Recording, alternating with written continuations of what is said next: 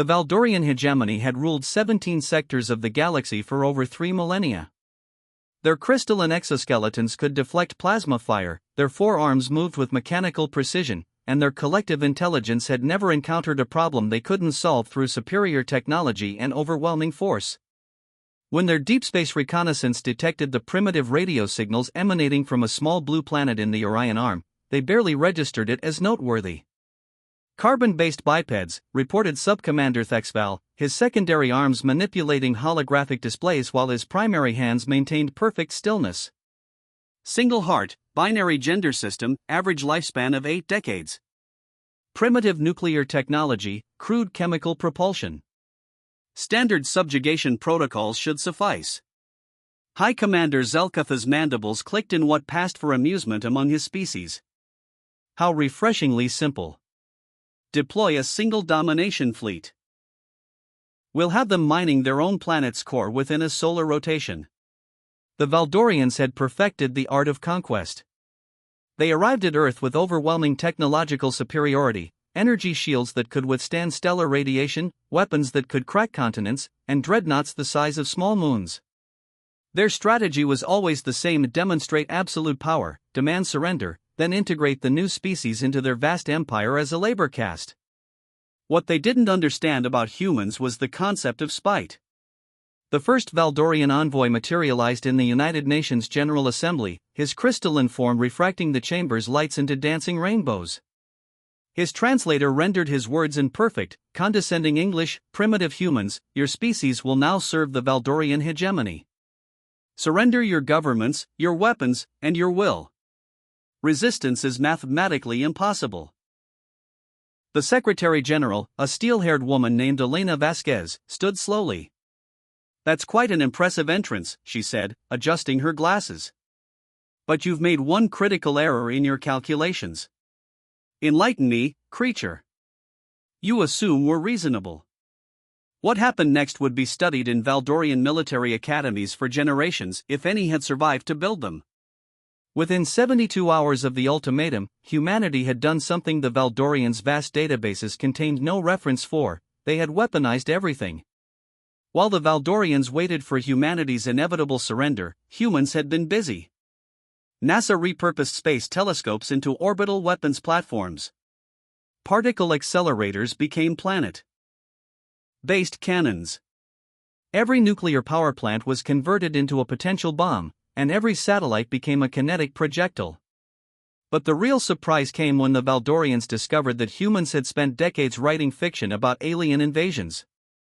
They had contingency plans for contingency plans, and backup strategies that assumed their backup strategies would fail. The Valdorians' first tactical error was parking their command ship in geosynchronous orbit, assuming humans lacked the technology to reach them. Dr. Sarah Chen, a theoretical physicist turned military advisor, had explained to the hastily assembled Earth Defense Council that the aliens' energy shields were designed to deflect coherent energy attacks and solid projectiles, but no one had ever tried to overwhelm them with quantum interference patterns generated by synchronized cell phone towers. The second error was underestimating human creativity when facing extinction. While the Valdorians calculated optimal invasion vectors, humans were filling shipping containers with concrete and steel, then launching them via electromagnetic railguns built from repurposed subway systems. While the aliens analyzed human behavioral patterns, a teenage hacker named Marcus Williams was infiltrating their quantum communication network using a computer virus based on mathematical paradoxes that crashed Valdorian neural implants. The third error was assuming humans would fight fair. Commander Zelkutha's final transmission to the Hegemony Council was a masterpiece of confused terror: "They've turned their entertainment industry against us. Somehow, their fictional battle strategies are defeating our actual military doctrine. They're using their satellites as kinetic weapons, their internet as a neural virus, and their atmospheric composition as a chemical weapon by introducing compounds our environmental processors can't filter. They've even weaponized their music. Our neural networks enter cascade failure when exposed to something called death metal." The war lasted 18 days.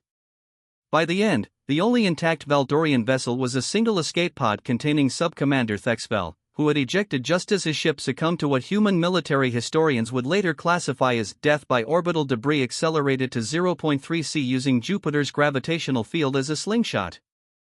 Thexval's final report to the hegemony was brief: do not engage the humans. They are not warriors. They are not strategists.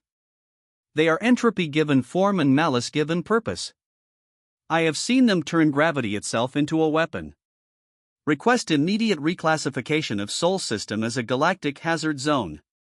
The Valdorian hegemony, faced with the complete annihilation of their supposedly invincible fleet by a species that had only just figured out interplanetary travel, made the only logical decision: they ran. The 17 sectors they had ruled were abandoned overnight, their subjects left to wonder what could be so terrifying that their crystalline overlords had fled screaming into dark space. On Earth, Dr. Chen was busy calculating orbital mechanics for the next phase of human expansion. Well, she told Secretary General Vasquez, I suppose we should start planning for when they come back with friends. Vasquez smiled grimly as she watched the last Valdorian ship disappear into hyperspace. Let them come. We've got some new ideas.